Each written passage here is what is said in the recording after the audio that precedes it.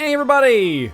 Welcome to Let's Look at Bravada. This is a brand new on Steam, not early access. This is a finished product, at least according to the Steam store page, that came out on August 22nd, which should be yesterday, depending on when you're watching this video. If you're watching it the day it's uploaded, it should be yesterday. It is a squad-based, pseudo-turn-based strategy game. It's almost like a turn-based real-time thing, or a pausable turn-based game. It's kind of weird to explain. You'll see it once we get in. And I would definitely describe this as like more of a light strategy game. So this is not going to be, at least at the level that I've played it at, it's not at the strategic depth necessarily of something like XCOM or something like the Banner Saga or, you know, base builders like, you know, Civ or something like that, 4X games. It's not even in that same genre, but it's much more of a kind of like casual, almost mobile-y type version of the game. I got this game via press code from Interbellum, who are the developers. $10 on Steam. We're gonna get started here. I played about an hour so far, which is a couple of missions. Now, oh good, we are gonna, this is kind of a confusing screen here, but yes, we are gonna continue here. And we will have a little bit of a story sequence here, so there is some slight voice work, but it's kind of like Magica style, like mumbling, so I'm just gonna read it out myself instead. Basically, we play as this gentleman right here. He is a beardless dwarf. And that makes him very, you know, he dreams of having a beard and getting all the glory that's associated with it.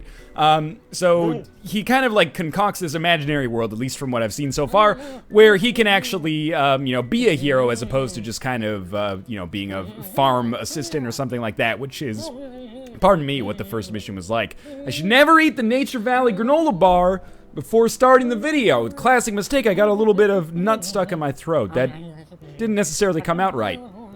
And neither did the almond. In any case, so I've just completed the tutorial. I completed the first mission, which probably took about maybe 35 minutes. It was quite long, the first mission. But there are, you know, checkpoints a few times, maybe like, you know, a quarter of the way through, halfway through, 3/4 of the way through, and then at the end. And on that mission, basically, there were some chickens that fell under the spell of some evil slimes, and we had to go fight back against them. So I'm gonna skip through the story stuff, but it is, yeah, see, he's very nervous or anxious about his beard insecurity, but I'm gonna skip through it. The story is relatively charming, but you spend the vast majority of your time in the actual gameplay, so that's obviously what I'm gonna focus on. Cute kind of art style. It kind of looks like Nintendo 64 stuff. Not gonna blow you away necessarily with its assets, but it fits in with the aesthetic of the game. And the animations, you know, they're a little I don't want to say work in progress-y, but a little stiff, a little clunky. It's not necessarily a beautifully animated game, but again, this is mostly about mechanics. The camera freaks me out sometimes. It's got this weird little rock to it that's like you're actually controlling like a handy cam or something like that. Do people still say that? Handy cam? Anyway. So, this is our character right here. You are not a dwarf, you're better off without a beard, but I need to scratch something. Alright, the game has a sense of humor as you might expect. Let's talk about how you actually play. So the game is oriented on kind of this grid, as you can see, and we have 3 party members here. We have a Colorado beetle. I'll talk a little bit about that in a second. Our hero, and then we also have a cook. So the way the game works, it's almost got like a Heroes of Might and Magic thing, where as time goes on, you add people to your party. And this is, in my opinion, the coolest part of the game, because you don't just add them by like meeting them in the wild. You'll get this kind of like Ankh thing. I think that's what that is, that I'm mousing over right now. And you actually use that to clone monsters and put them on your side. And then you might think, well, if I lose them, you know, I'll just use them as cannon fodder. If I lose them, no big deal. But actually, as they level up, they can become very, very strong, and there's tons of different evolutions for the monsters that you come across, which is definitely kind of the coolest quote-unquote gimmick that that I think we have in the game so far. So I'm just gonna orient my party here. I'm gonna put the Colorado beetle at the, oh, no, that's not what I meant to do. I'm gonna put the Colorado beetle and my hero at the front, and then the chef at the back. And I'm putting the chef at the back because he's the healer, as you might expect. That's weird. Usually you need to search for mushroom in the woods, but these ones are coming to us. I don't like them. Mushrooms shouldn't be hunting dwarves. By the way, this is a new mission. I've never played it before, so these enemies are gonna be a little new to me. The way the gameplay works is, you know, half party-based, squad-based, turn-based, tactical strategy RPG, almost like an XCOM, and half like roguelike dungeon crawler, like turn-based roguelike dungeon crawler, like Dreadmore, or even Crypto the Necrodancer, perhaps more recently. So basically, I'm gonna orient you like over here, and every time we make a move, there will be the enemy's making a move as well. And people attack automatically. Like, we don't need to move into the enemies in order to actually attack them. The game, again, it simplifies things. It's very, very light on the strategy side. So basically, your characters just automatically choose where to shoot. And the only thing we really can see here on the interface is turn order. So you can see, like, if I pause this turn, what will happen. So the beetle will go first, and then all 3 of these mushrooms will go. Then my character will go, and then there's one, oh, that's probably a new party member all the way back there. He'll take his turn, and then my chef will take their turn. So I'm gonna move my chef over there, just so we can heal our hero up a little bit, because I am a little nervous about him dying. If the hero dies, it's all over. If anybody else dies, you can totally come back. Like, it doesn't have, like, game-ending consequences. So, I'm of 2 minds about this kind of gameplay style. It's a little bit weird to not have control over who you're attacking, but I kind of just trust the game to you know, attack in the mathematically best choice. We just picked up a potion, which we can use to heal an individual. Yeah, I kind of assume the game is just going to automatically attack the person that it should be attacking, or the enemy that it should be attacking. And truth be told, I haven't run into that much difficulty so far. I'm playing on normal difficulty. There is easy and hard, as you might expect, if you've ever played a video game before in your life. So I've never been in a situation where I, like, watched my person attack and was like, oh, if they had just attacked, like, the healer in the back first, that would have been easier. But anyway. Look, it's a foreman. Every hardworking miner can become a foreman. Now he can work even harder. But I always want to be a botanist. A little bit of, you know, not necessarily perfect diction, but anyway. Great, you can come with us. Actually, we're looking for a rare forest flower.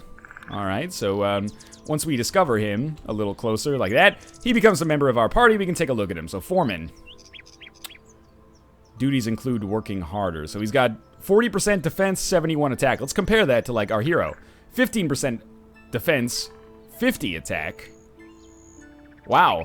So this foreman seems really strong. So he should be at the front with our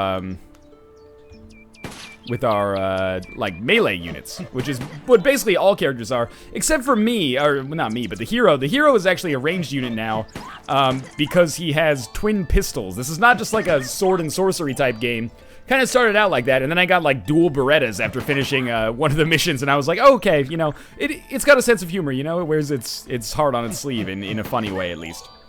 So I'm just gonna pause, or not pause, but, like, skip a few turns here, because I really feel like I should be able to, if I just take a potion here, like so, just kind of hang back behind enemy lines and pause the game and just take shots at these guys. They have a healer of their own, but yeah, it should allow me to get some kills in here. I guess this is one time when I'd like to attack the healer first, but I don't believe that I could actually hit the healer from here, so it's not that big of a deal. So your turns, basically, it's a little bit not ambiguous, but not necessarily perfectly explained.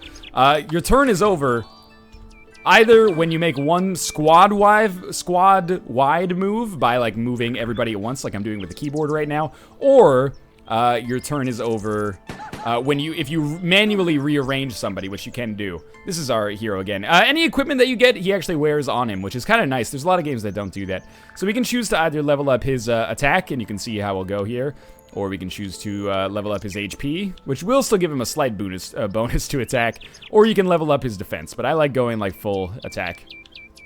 All right. And sometimes there are, like, graphical changes as a result of that. So that takes a turn.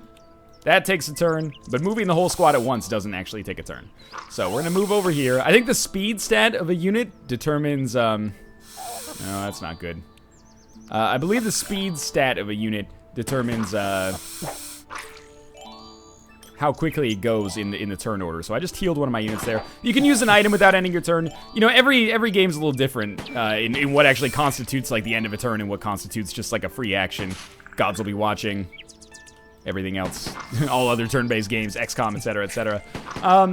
So, let's pick up this HP. You're automatically healed, like the party member that needs it is automatically healed. Beware, it's a stag beetle. The stag beetle is just out enjoying its last night before marriage. That's also in the character description for the stag beetle, because when I had the Colorado beetle, I thought I could, or I could level it up to that, but I chose Colorado beetle instead. Anyway, we don't have any onks, so it's like, you should try to take over that beetle, and I'm like, well, we can't really. It's probably better to capture, you know, good units right off the bat. than it is to level up a lower unit, because if you lose it, it's gone forever. I like that permanence. I mean, you know, you can probably tell that just based on the games that I play. But I really do... Oh, what the heck is that peacock doing there, man? Come back. I really do like that kind of permanent style gameplay where, you know, there's consequences to things going wrong. Let's just orient our people out properly here again. But the game still goes on, you know, kind of like that Fire Emblem style. I'm leaving some coins behind. It's not a big deal. Where you can lose any party member, except for your hero in this case, and the game still goes on. Mind you, the story doesn't really change that much, so we can level up our dwarf to either be a hooligan, a foreman, which we already have one of, or just like continue down the chef tech tree and become a head chef, which I think is a great idea. So we have like one support character in our party. Apart from that, one second, you don't just have to run straight forward, you can wait until they come up. I'm aware of this game. You got a real Dreadmore-y kind of like combat style. This is my first rodeo. If Michael Caine was here, he would say that. Just fall back a little bit. You can't move like fully backwards, by the way. This is one thing that took a little bit of getting used to. Like once, it's like a side-scrolling screen in Mario. Once you're past it, you're past it. That hourglass, if we pick it up, allows us to undo a turn. It's a little bit inelegant, though, because it requires reloading the level, and it only takes a second, but still, I was kind of hoping for some kind of, like, rewind thing. It sounds silly, but it's actually enough to make me not want to rewind a turn. Like, I'll use it right now. You can see you have to go to, like, a very brief loading screen, but there's just something about that kind of puts me off a little bit, and, you know, I'm mature enough to acknowledge the fact that that's probably silly, but... It does kind of deter me to have to, like, get completely out of the game. Oh, I got a mega heal. Amazing. So we're just going to keep moving forward here, and it's worked out pretty well for us so far. And this is the Colorado Beetle. I'm aware of the Colorado Beetle, okay? I have one in my party. Maybe I wasn't supposed to level it up. Maybe that was too advanced of a move for what I was actually, you know, what was at my pay grade there. All right, I've danced around a little too much. How do I feel about Bravada so far? I'm a sucker for these, like, tile-based strategy RPG type things, and I think this game has a lot of good ideas. I think the fact that, you know, you can get a monster in like your first mission and just keep leveling it up until eventually it's like super strong. I think that's super neat. We'll just wait here and kill this thing. And it does mean that you have like real consequences to your actions, because if you've had this monster forever and then it dies, well, you can undo. But if you can't get it out of that situation, it causes some problems, which is kind of neat that there's permanent or semi-permanent repercussions there. At the same time, I do wish it had a little bit more strategic depth. I find myself powering through the levels pretty quickly, and I think that there's some dissonance, there's some disharmony, if you will, between the fact that the gameplay is, you know, this is a loaded word. I don't mean it as a loaded word, but the gameplay from a strategy perspective is fairly casual, but the levels are long, man. Like, we've only been playing for, I don't know, maybe like 12 minutes now or something like that. These levels can go on for 20, 25, half an hour, 20, 25 minutes, half an hour, etc., etc. And it kind of drags. And I hate saying stuff like that because, you know, boredom is the kiss of death. I find myself enjoying certain moments, certain encounters. Like, I almost wish there were more strategic set pieces. Like, the boss battles, which hopefully we'll encounter if I stick with it long enough, are really neat and fun, and they have some real strategy. But a lot of the kind of encounters in the middle... easy, kind of feels like you're grinding, not necessarily that material to the overall experience. Anyway, so let's see if we can actually get a huge party here, and maybe that'll change my perspective a little bit. Why am I... It still says I'm pressing control. There we go. Are these guys not part of my squad yet? Maybe we have to kill these monsters first. Thank God my chef's around. I was taking some serious damage there. All right, let's kill these snakes back here. Some of them do have ranged attacks, as you can see. And I haven't found the game that difficult. That's not something I necessarily hold against it, because I'm not playing at the hardest difficulty level. Maybe my party's already full, and that's why I can't take any of these guys with me. But anyway, it's fun, but I wonder if it's a meaty enough experience to really convince strategy game fans to play it. I almost feel like if you tighten the levels up, maybe made them like 5 minutes long each, and focus a little bit more on making each encounter meaningful, if that wouldn't be a design choice, that would help out a little bit. We should probably get out of the way of these pigs, huh? Yeah. And they do some, is that guy gonna hurt me? They're gonna try. But they're also gonna move past. Okay, so that's kind of cool. You can, like, get away from the stampede there, but once they get past you, they can't really come back for you. Let's pull you back here. Yeah, it's a little unusual. They do a lot of, like, I don't know if I necessarily call them set pieces, but they do some moments like, you've got to escape from this cave, which is really weird from a game design standpoint. When, like it's a cave-in, like that Aladdin, oh, we can upgrade our Colorado beetle. We'll just go with the dung beetle because it's got dung in the title. Clearly, I am a paragon of strategic virtue. Anyway, yes, they will be like, you've got to escape from this crumbling cave. There's a cave-in. But it's turn-based, so you're kind of like, okay, I'm going to go here, here, and here, and yada, yada. So it's a little unusual in that regard. But some of them work, some of them don't. Hey, we got a new item here. Kiwi segment. Gives us plus 50% health, minus 20% speed. That seems okay. Replaces our brain slug hat with a hollowed out kiwi. I will say as well, I really like, what is it, Z? Yeah, there we go. Beware, it's Piggy. A young sow likes to chew acorns and lie in mud. What a carefree youth.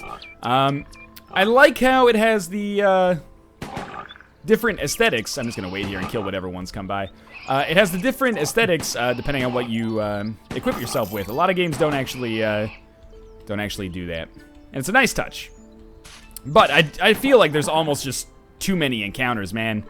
Like, I find myself getting a little bit tired of what's going on before the end, which is not to say that this is a bad game.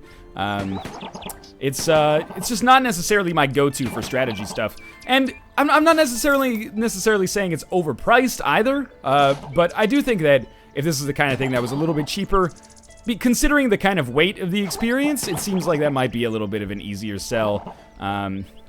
Whereas, you know, I mean, I guess that's not necessarily totally fair, because I was gonna suggest if you wanted like a strategy game like this, like kind of like an indie XCOM type thing, you might want to play the Banner Saga, but it is worth noting the Banner Saga is $25 and is kind of episodic as well, so who knows how much that'll actually be when all the episodes are out. This bonehead set woods on fire. I just wanted to roast some turkey on fire. By the way, how do you know my name? Stop talking, let's extinguish the fire. Well, it's not too late. Where's the fire extinguisher? Useless, there's nothing we can do. Let's run before it grills us and the turkeys. Oh, so this guy has now become a member of our party. We don't need two head chefs. We will open this chest. That's where you get the best items usually. So that's a fork and shield. So this would replace our titanium lid. This would replace our twin pistols, but I think that's okay.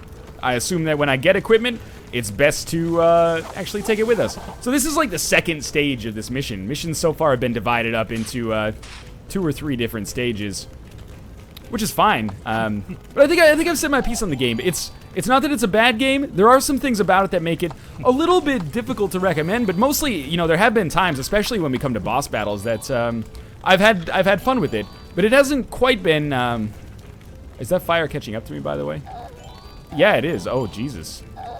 It hasn't quite been like a uniform enough experience for me to wholeheartedly recommend it to people who are like serious fans of strategy stuff. So the fire doesn't kill us. It does slowly damage us. But we have 2 head chefs, so the healing here shouldn't be a problem. I was actually wrong. We should have 2 head chefs, because every time we get into battle here, we end up getting stuck for a little while, and it's helpful to have 2 head chefs to, you know, keep us basically alive and afloat here. So I'm gonna try to get like a little bit of a head start on the fire here, which has not been super easy so far, because there's so many enemies in the way. But I mean, hopefully you can see what I mean. I hope you haven't forgotten that you can move diagonally. Of course, I guess I'm still in the tutorial, despite being, you know, again, approaching probably like an hour and 15 minutes into the game. Anyway, it's an interesting game. It wears its heart on its sleeve. It's got a lot of charm. There are some things about it I don't necessarily feel are superb, though. But I think, you know, that might just be a me thing as well. For people who, there might be some people who watch this and say like, hey, that looks like a really fun kind of casual strategy game. I'm intimidated by stuff like XCOM and the Banner Saga, Disgaea, Final Fantasy Tactics, stuff like that. This looks like something that is a little bit more my speed. Well, it is. I wouldn't necessarily disagree with that. Man, we're getting all sorts of items here. And the item stuff is cool, too. Again, I can't stress enough that, you know, it's a game that's, it's fun to equip yourself. I haven't found so much meaningful difference in the equipment, but I mean, that's pretty common for games of this type. Well, at least the ones that I play is like, you know, you have a sword and then you get an axe. And what does the axe do? Well, it makes your attack more powerful. It's not like it It's not like a roguelike or something like that where it, you know, maybe gives you a weapon effect or something like that, or, you know, drastically changes the way you play the game. I believe the NPCs are getting burned by the fire as well. I hope that's the case, because that's why I keep moving away from them, in the hopes that them being on the trailing edge just causes them to die. I also think it could be, at times, a little bit clearer in its communication of what's happening. Oh, that was a bad move. I meant to move just horizontal, but instead I, oh good, we reached a checkpoint. Instead I moved diagonally and put my chef in kind of a vulnerable position. Alright, just keep this going here. We should be fine. Yeah, I think it could be a little clearer sometimes about communicating damage done by enemies. But overall, I think it's solid. Oh, I'm gonna actually... I don't have the ability to go back in time? Is it because I used it to show it off? Oh, that's disappointing. Alright, so I'm an idiot and I lost one of my chefs just by being careless. Let's get this decked out properly. There we go.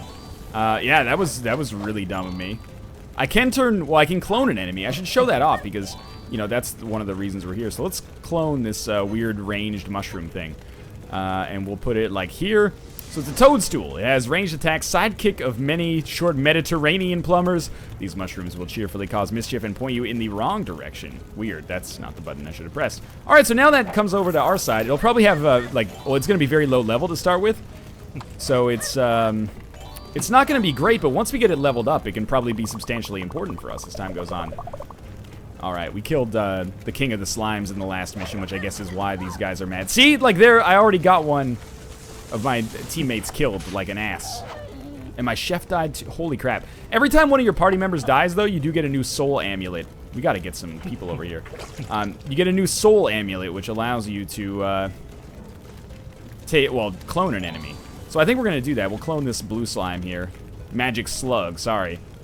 Yeah, so let's oh, we can't use it yet. You get a cooldown. Alright, let's put this over here. Without a chef, we've got to be way more concerned about our actual healing here. Like this. I wish I had saved some of those hourglasses instead of just using them to show off what they actually do, because now I find myself in the position where, unfortunately, I may actually lose this mission. We'll see, though. But they're pretty good about checkpoints, so I assume that I'll be able to come back pretty quickly. You should get as far away as possible. There is a potion here we can pick up, but... Oh, come on, man. Please tell me this... Oh, this guy can totally get out of here? Because, oh, he also got some healing items, which, as you can see, apply to this unit over here. Oh, this guy's going to be in our party, which is good, because I lost a whole bunch by being a big idiot. All right. Let's get Magic Slug, put him down over here. And move forward a little bit. Put this guy up here. There we go. Now we've created a nice little... kind of pocket that all of these enemies have to go through in order to make progress. And there's a little bit of healing item, which is important. So again, yeah, there's not much inventory management. There's not much strategy when it comes to... I'm gonna take over this unit right here. Again, well, clone it, I should say. There's not much strategy when it comes to, like, you know, who gets healed, who gets attacked first, yada yada. So we got another unit here, and probably another hat as well, if I had to guess. We got a club, actually. All right, we'll apply that. Seems like every weapon I've seen so far makes you better, but maybe that's just because we're actually, you know, progressing, which is good, I guess. Oh my god.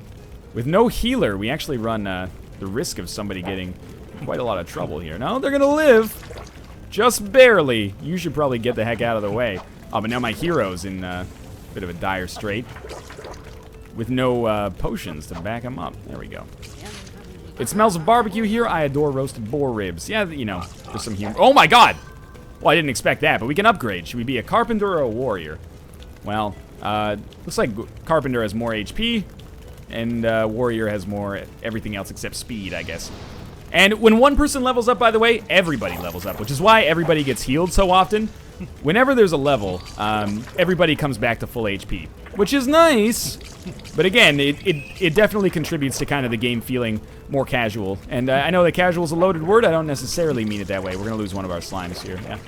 I don't necessarily mean it that way, but if it comes across that way, that might be okay too, because if you're the kind of person who turns down their nose at casual-ish games, especially in a genre that is maybe renowned for more hardcore stuff, well, this probably isn't going to be the game for you then. So fair enough, you know. It's that exclusion seems to make a whole lot of sense, actually. Wow, I didn't expect to use lose my units so quickly there. Oh, come on, just get out of here. Oh, my slime is gonna freaking burn, baby, burn. Maybe put him up there. All right, so we're basically just gonna run. What is that? It's a shield. I've never seen that before. We'll pick that up. What does that do? Occasionally save lives. That's ambiguous, which I appreciate, but I have no idea what that does yet. Okay, we gotta get that beetle out of here, man. This is Beetle Adventure Racing in the worst possible way. Still burning a little bit. Still burning. Still burning. Still burning. Might eventually, oh my god, make it to safety. Well, I should clone some of these units then and put them on my side. This is definitely, in my opinion, the strongest part of the game is the fact that you, oh Jesus. The fact that you can clone these units and use them to kind of like make up a party of yours. Again, it's very seemingly Heroes of Might and Magic-y, at least so far. And I like that when a unit dies, you don't necessarily lose them automatically for no reason. You also end up gaining a soul amulet that you can use, or a soul symbol, whatever it's called, that you can use to bring over another unit to your side. So I'm kind of just rushing through at this point. Our leader is down. We shall take our revenge, get rid of them. I think I'm actually going to stop the video here. I think I've just kind of said my piece on Bravada. I think it's okay, but I mean, you're kind of seeing my major complaint with it right now, which is that for a game that's, I was going to say about moving fast, but it's not really about moving fast, but for a game that kind of strips away a lot of the secondary and tertiary mechanics and complexities of your standard strategy game, it also seems like the missions kind of drag a little bit, and that's the kind of thing, it doesn't really maintain like a frenetic pace for me. When I think of something like Skulls of the Shogun is a good example of a casualish squad-based strategy game, but because there's only maybe 8 to 15 enemies on the screen for every given map, you get to try out new strategies and, you know, learn what works and what doesn't work and yada yada. Whereas in this, I kind of find myself going through very similar encounters again and again. Not to say it's a bad game, just not my favorite squad-based strategy game. I'm still a sucker for these kinds of games, so I do think that this has some level of merit, but it's the kind of thing, you know, caveat emptor to a certain extent. I think it's okay, but not necessarily a must-buy for any given person. Especially it has some cool charm to it, which is neat. But in any case, it's available on Steam. It's $10 if you're interested in picking it up. There will be a link in the video description below, and if you like what you saw, I encourage you to do so now that you know a little bit more about it. And of course, subscribe if you want to see more in the future. Like the video if you enjoyed it. It helps out a great deal. Thanks for watching, and I will see you next time.